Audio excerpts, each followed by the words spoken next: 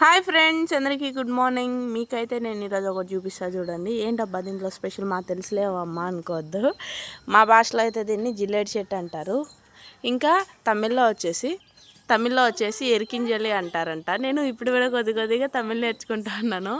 ఇక ఇది ఏంటంటే మామూలుగా ఇది తెల్ల జిల్లేడు చెట్టు అనమాట.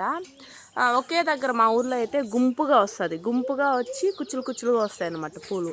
ఇది చూడండి, స్టెప్పుల మీద స్టెప్పులు అనమాట. నేను అటు సైడ్ వెళ్ళి చూపిస్తాను, ఇది బాగా కనిపిస్తుంది. ఇదిగోండి ఫ్రెండ్స్, నీడ వచ్చేసింది, మార్నింగ్ కదా, అటు సైడ్ చూపిస్తా. ఇదిగోండి ఫ్రెండ్స్, ఒక ఆకు తర్వాత ఒక పువ్వు, ఒక దాని తర్వాత ఒకటి భలే వచ్చిందనమాట. స్టెప్పులు కింద నుంచి కూడా అలానే వచ్చిందంట. పైకి వెళ్తాను అది చాలా ఎత్తుకి. ఇంకా ఇక్కడ ఒకే దగ్గర అయితే మిరప చెట్టు కూడా ఉంది.